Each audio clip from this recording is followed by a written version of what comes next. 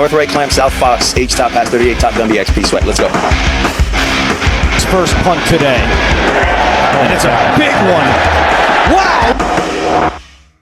Salut à tous et bienvenue chez le Punter pour un nouvel épisode de notre vlog. Alors on a eu une longue semaine de football, ça a commencé jeudi avec beaucoup de matchs.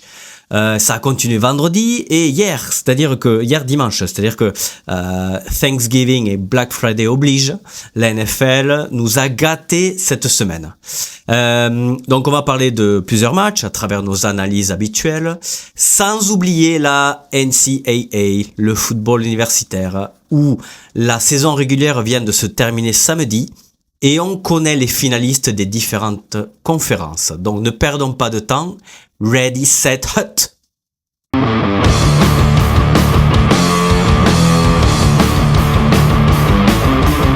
Commençons sans perdre de temps avec les tops et les flops. Alors que l'on rentre, je veux pas vous faire peur, mais on rentre déjà dans le mois de décembre.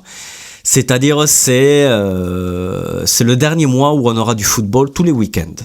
Donc voilà. Top et les flops donc, comme d'habitude, comme chaque semaine. On va faire un peu plus court que d'habitude. J'ai décidé de réduire à un top et un flop pour des questions de qualité. Bon, on verra bien. En tout cas, pour les tops, parlant de qualité, on va parler Chicago. Les Chicago Bears qui sont au sommet de la conférence nationale. Oui, vous avez bien entendu. Les Bears, numéro 1 de cette conférence, de la NFC. Une équipe qui faisait pitié depuis 6 ou 7 ans. Ils étaient habitués à la dernière place de leur division, la NFC Nord, depuis des années, derrière Minnesota, Green Bay et Détroit. Sauf que là, l'intersaison, ils ont fait fort puisqu'ils ont recruté l'entraîneur qui était, on va dire, le plus convoité de tous. C'était un peu le diamant que tout le monde voulait, un entraîneur très prisé à l'intersaison. Après une excellente expérience à Détroit, où il était le coordinateur offensif de Dan Campbell. Et Ben Johnson, en quelques mois, il a réparé, on va dire, il a créé une unité de vestiaire, il a construit une équipe qui gagne, puisque Chicago, regardez, ils sont à 9 victoires. Et comme on a dit, Chicago, c'était la risée de tout le monde depuis des années.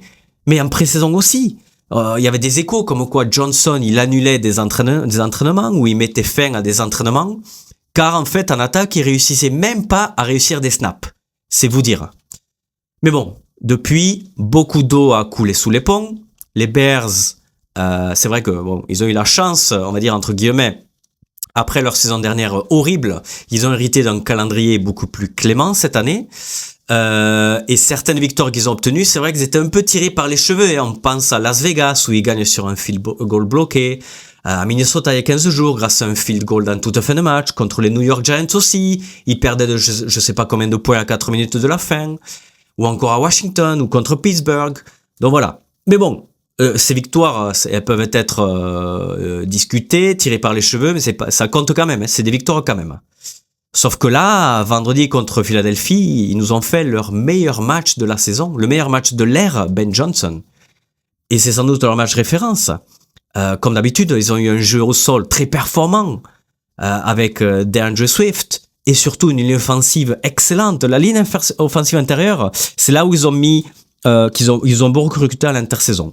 Ils ont recruté Dalmond des Falcons, ils ont recruté Thuney de Kansas City et ils ont recruté un troisième larron dont le nom m'échappe, Jackson des Rams. Voilà, 3 joueurs de très haut niveau. Et grâce à ces 3 joueurs, ben voilà, le jeu au sol est bien meilleur. Caleb Williams a l'air en confiance. La défense elle fait le boulot aussi. Et avec Dennis Allen qui est l'ancien entraîneur des Saints. Les Chicago Bears ils provoquent je sais pas combien de turnovers. À l'image du cornerback Nahshon Wright. Alors Nahshon Wright, pour la petite histoire, ces 3 dernières saisons, il est passé par Dallas et Minnesota. Ces 2 équipes, ces 2 franchises, elles alignaient presque jamais. Elles ne comptaient pas du tout sur lui. Et là, Nahshon Wright, il a je sais pas combien d'interceptions contre Philadelphie. Il a provoqué un fumble sur le touche-push. Imaginez. Donc voilà, les Bears, ils sont en grande confiance. Et ils sont, à mon avis, à 2 victoires d'une qualification pour les playoffs qui, soyons honnêtes, en début de saison, ça relevait du rêve, quoi. Passons au flop. Alors notre flop de la semaine, c'est Kansas City. Les Kansas City Chiefs qui semblent rentrer dans le rang. Alors, est-ce qu'on va vraiment assister à une saison sans les Chiefs en playoff? Est-ce qu'ils vont vraiment rater les playoffs? Là, il faut vraiment qu'on en discute parce que ça s'approche. Et c'est vrai qu'ils ont eu un début de saison très poussif, 2 défaites lors des 3 premiers matchs. Il y avait l'excuse comme quoi Rashee Rice n'était pas là en attaque, il était suspendu pendant 4 ou 5 matchs, mais que quand il allait revenir, l'attaque allait bien fonctionner. Pas vraiment, parce que bon, certes, ils ont gagné des matchs depuis qu'il est revenu, mais regardez, les 4 derniers matchs, c'est 3 défaites. Et le bilan provisoire, en 12 matchs, c'est 6 victoires pour autant de défaites. Après, si on regarde les statistiques et les joueurs, Mahomes, il est un peu tout seul, il peut pas faire grand chose tout seul, et il a un peu perdu de sa magie aussi, on va dire. Travis Kelce, il apporte plus grand chose. La ligne offensive, elle souffre beaucoup, un peu comme la saison dernière, et pourtant, ils ont retenu Trey Smith, ils ont fait de lui le garde le mieux payé de la ligue. Ils ont recruté Simmons, le tackle offensif, à la draft, mais il a été blessé, donc il est pas à 100%. Le jeu au sol, il dépend totalement de Kareem Hunt. Et après, c'est pas tout, parce qu'il y a des erreurs incalculables, les pénalités concédées, les fautes de main, les ballons relâchés, les appels de jeu douteux, une production qui est très irrégulière en attaque. Comme on a dit, Mahomes tout seul, il peut pas sauver cette équipe. Et l'autre point noir, c'est la défense. C'était le point fort de cette équipe depuis des années. Mais là, cette année, ils sont moyens. Regardez Chris Jones, il est cuit. Le cornerback, Trent McDuffie, qui était un des tout meilleurs, il se fait battre par tous les receveurs adverses. Dans le pass rush, ils sont nuls. Ils ont un seul sac sur les 11 derniers quarts-temps. C'est-à-dire sur quasiment les 3 derniers matchs, un seul sac. C'est terrible, c'est terrible. Et là, si on regarde le calendrier, il leur reste 5 matchs à jouer, dont au programme Houston, Denver et les Chargers.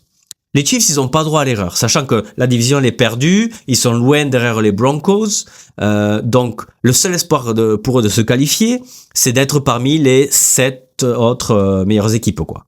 Et pour ça, il va falloir atteindre au moins 10 victoires, et après, surtout, il va falloir prier.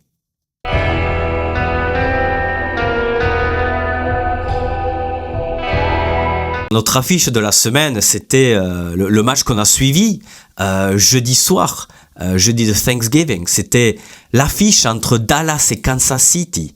Alors on a hésité, on aurait pu parler aussi de Philadelphie contre Chicago, mais au vu de la terrible performance des Eagles, honnêtement, on a préféré parler de Dallas contre Kansas City parce que c'est un match quand même qui était très disputé. Et arrêtons-nous sur Dallas une seconde parce que ils enchaînent une 2e victoire de rang face à l'autre finaliste du dernier Super Bowl. 4 jours avant ça, ils faisaient tomber Philadelphie. Donc si on parle du match de jeudi, l'affaire, les affaires, elles étaient pas bien parties pour Dallas, c'est parce que Dak Prescott, le quarterback, il se faisait intercepter après moins de 2 minutes de jeu. Et les Chiefs, forcément, eux, ils gâchaient pas, ils sautaient sur l'occasion et ils ouvraient le score par l'intermédiaire de Rashee Rice, en suivant. Après, par contre, cette erreur de Prescott, le quarterback des Cowboys, et il allait vite l'oublier parce que le reste de son match, c'était de très hautes volées. Écoutez ça. 27 passes complétées pour 320 yards et 2 passes de touchdown. Et face à lui, c'était la défense de Kansas City. Même s'ils sont pas super en ce moment, ça reste la défense de Kansas City. Après Prescott, comme d'habitude, il pouvait se reposer sur ses 2 receveurs stars, CeeDee Lamb et George Pickens. Lamb d'ailleurs qui était à la réception de 7 passes pour 120 yards et un touchdown. Et George Pickens qui est en train de s'affirmer comme la meilleure recrue cette saison. Alors certes, il n'a pas eu une production aussi bonne que contre les Eagles, mais quand même, il produisait à nouveau un très bon match avec des réceptions très importantes, notamment une où il gagne 39 yards et une autre en toute fin de match où il gagne 13 yards. Il permet aux Cowboys de convertir en premier down et ainsi de s'assurer la victoire. Après, les Cowboys, ils auraient pas gagné ce match sans leur défense. On l'avait déjà dit la semaine dernière contre Philadelphie. La défense, c'est bien amélioré. C'est vrai que il y a eu plusieurs arrivées juste avant la date limite des échanges, notamment celle de Quinnen Williams, qui est le defensive tackle venu des Jets. Lui, il a transformé cette unité défensive.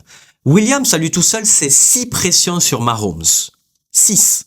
C'est énorme. Après, il y a pas que lui, il y a pas que lui. Toute la défense, là, ils ont mis leur grain de sable, hein. Ils ont apporté leur grain de sable. Regardez, il imitait Kansas City à seulement 5 troisième yards sur 13. Surtout, il imitait les scrambles de Pat Mahomes. Et regardez le pass rush. Le pass rush, c'était le talon d'Achille de cette équipe depuis le départ de Micah Parsons. Et B, la défense des Cowboys, ils vont saquer Mahomes. On parle de Pat Mahomes, hein, et son élusivité légendaire. Ils allaient le saquer 3 fois, dont 2 sacs par le seul Jadeveon Clowney, au fait.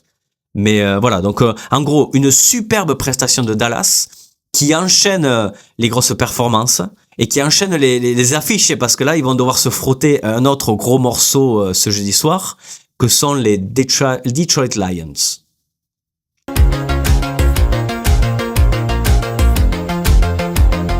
Ok, c'est l'heure de la palette, comme à chaque épisode. Et aujourd'hui, bon, on aurait pu décortiquer comment Chicago a stoppé le touche-push, ou encore le super match en défense du cornerback Balfour des Bills, qui provoquait un fumble et qui signait une nouvelle interception. Non. On va se pencher sur un touchdown qui a été inscrit par un tackle offensif. Oui, c'est possible, regardez.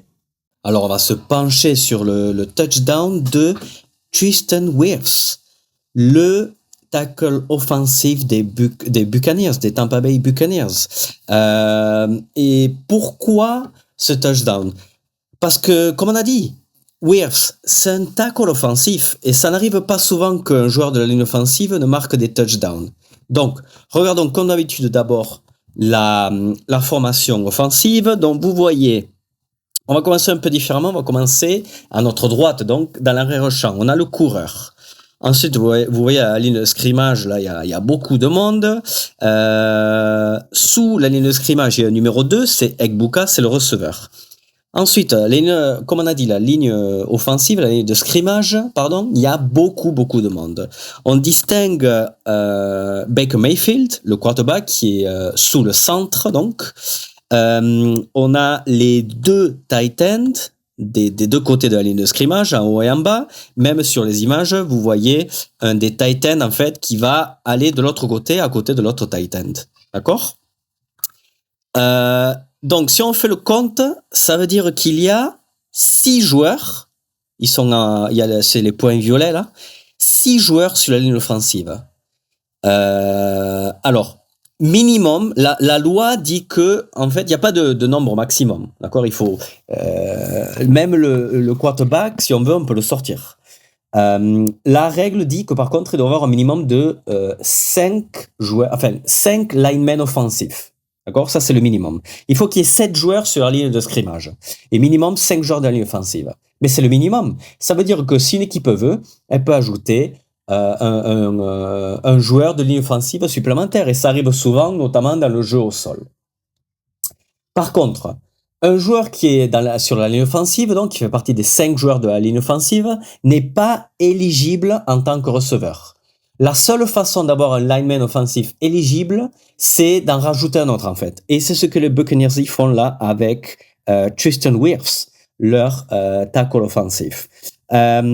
Donc en fait là ils ont complètement confondu la défense d'Arizona. Regardez à nouveau la vidéo, vous voyez que en fait il est tout seul. Tristan Wirfs, il est absolument tout seul. Personne n'est à son marquage. Forcément, imaginez une défense. La défense va se concentrer sur Emeka Egbuka, sur peut-être le coureur Irving, les Titans sûrement, mais Wirfs pas du tout. Pas du tout. Donc il est complètement abandonné. Vous voyez qu'il fait semblant, il fait des pas au début comme s'il voulait protéger, pardon, on va remettre bien la vidéo. Voilà. On voit que il fait comme s'il voulait protéger, puis il s'en va, il est complètement démarqué, il est tout seul. Très très belle action, un appel de jeu un peu créatif, original, mais qui marche à la perfection.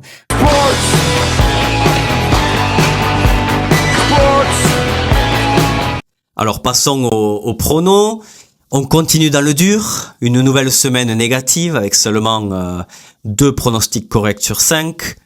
On ne va pas remercier Miami, qui nous faisait perdre un pari à la dernière minute, quand ils encaissaient un touchdown là, en toute fin de match. Bref. Passons à nos pronostics pour la semaine 14. C'est parti. Un gros programme à nouveau. Et on va commencer avec Detroit contre Dallas. Detroit est favori de 3 points. Et je vois Detroit gagner parce qu'ils n'ont pas le choix. Ils doivent gagner parce que sinon, ils vont passer à la trappe. Buffalo contre Cincinnati. Buffalo favori de 6 points et demi. Si c'était un peu moins, je pariais sur Buffalo, mais là Cincinnati, attention, ils ont Joe Burrow qui est de retour, ils ont très bien joué contre les Ravens, donc je vois Cincinnati. Jacksonville contre Indianapolis. Indianapolis est favori, alors que Jacksonville est le nouveau leader de cette division, et je vois les Jaguars l'emporter, oui. Baltimore contre Pittsburgh. Baltimore favori de 6 points et demi. Pittsburgh, on sent un peu qu'il y a le feu à la maison. Aaron Rodgers n'est pas content. Il a critiqué ses receveurs en conférence de presse. Tu sens que tout ça c'est sur le point d'exploser. Mais je vois Pittsburgh perdre. Même s'ils perdent, je les vois perdre moins de 6 points et demi parce que Baltimore, c'est pas ça. Et enfin, le dernier match, c'est un derby de la NFC entre Green Bay et Chicago. Green Bay qui est favori de 6 points. Chicago, il monte en puissance. Et pourtant, je vois Green Bay gagner. Malgré les 6 points d'handicap, je vois Green Bay gagner et récupérer leur première place dans la NFC Nord.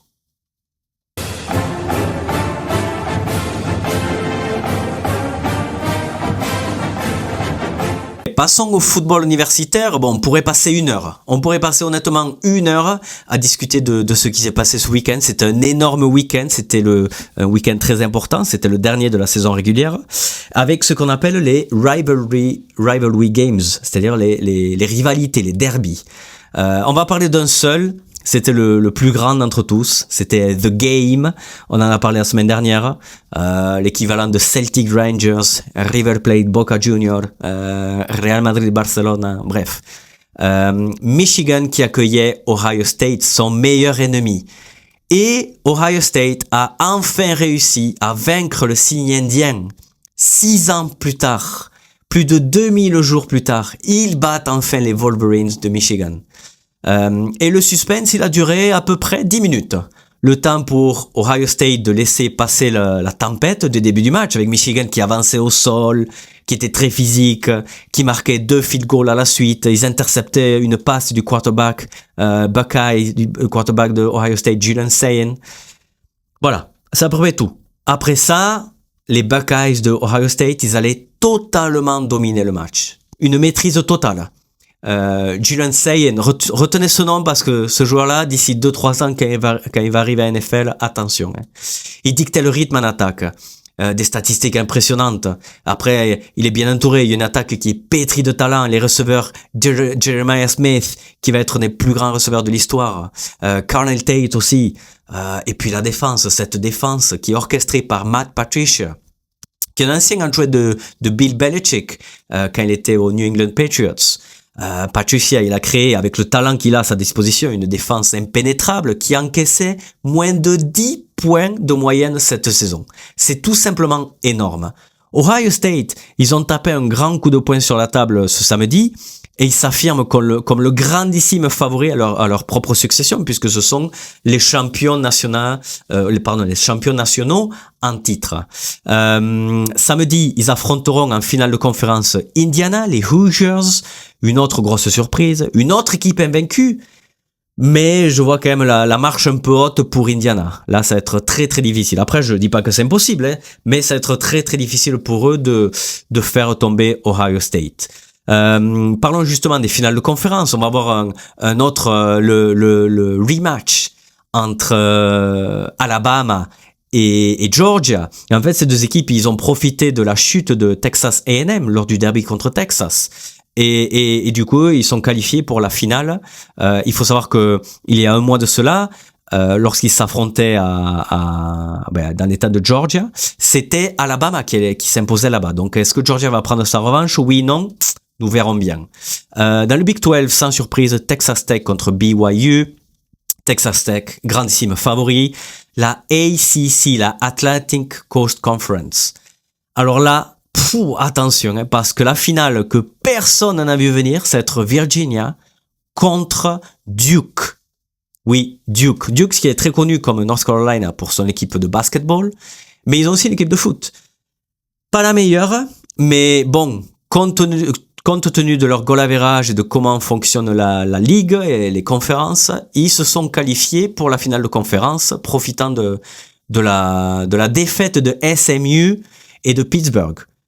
Donc du coup, avec 7 victoires et 5 défaites, ils sont en finale de conférence. Oui, oui. Je vous dis pas ce qui va se passer si jamais ils gagnent leur conférence. Est-ce qu'ils vont arriver en play-off? Pas sûr. Ou est-ce que le comité du college football aura les tripes de mettre Miami avec 10 victoires, mais qui est même pas qualifié pour sa finale de conférence et qui du coup ne serait même pas la meilleure équipe de la ACC. Vont-ils les mettre? Bref. On parlera du college football playoff dimanche prochain, la semaine prochaine, parce que samedi, il y a finale de conférence et dimanche, il y a ce qu'on appelle le Selection Sunday. Et le Selection Sunday, c'est là où le comité du playoff, en fait, va désigner les 12 équipes qualifiées. Donc, à suivre. Un autre dernier point, c'est la valse des entraîneurs. Et là, ça a commencé. Samedi, c'était la dernière journée de la saison régulière, donc, et donc plusieurs entraîneurs ont décidé de s'engager dans d'autres équipes. Alors, on en a parlé la semaine dernière. Lane Kiffin, celui que tout le monde voulait, Florida, LSU, même la NFL, on parlait de peut-être la NFL, et il a choisi LSU. Et là, il y a toute une histoire autour. C'est digne d'un feuilleton américain parce que Kiffin, en fait, il part à LSU, mais il voulait coacher son équipe Ole Miss pendant les playoffs. Sauf que le doyen et le directeur athlétique de cette université ont dit non. Donc Kiffin, en fait, il prend ses fonctions immédiatement. Ole Miss, il nomme le coordinateur défensif comme nouvel entraîneur principal, même pas intérimaire, c'est permanent. Donc voilà. Et du coup après c'est l'effet domino, puisque Florida qui voulait Kiffin, ils se sont penchés sur, quand ils ont vu que Kiffin leur échappait, option B, John Summerall, l'entraîneur de Tulane, les surprenants Tulane Green Wave, lui il va partir à Florida. Auburn, ils voulaient Summerall va à Florida, du coup Auburn, ils se penchent sur leur plan B qui est Alex Golesh, l'entraîneur de South Florida. Et d'autres entraîneurs qui ont signé à droite à gauche. La seule grosse question, c'est Penn State. Penn State qui était une des premières équipes à virer leur entraîneur cette année, et ils ont toujours pas d'entraîneur. Alors qu'est-ce que ça veut dire? Est-ce que c'était un Kiffin? Est-ce que c'était Summerall? Est-ce que c'était un de ces gars-là? Ou est-ce que ça veut dire que l'entraîneur qu'ils veulent est toujours dans une équipe en course pour les playoffs? Et c'est compliqué parce que peut-être cet entraîneur-là, il veut pas se griller avec son université. On a vu que Kiffin, il a annoncé à son université qu'il voulait partir à LSU. Son université a dit OK, tu t'en vas de suite. Donc voilà, d'autres entraîneurs vont peut-être être réticents à l'idée de communiquer à leur patron qui veulent partir la saison prochaine. Donc ça se comprend.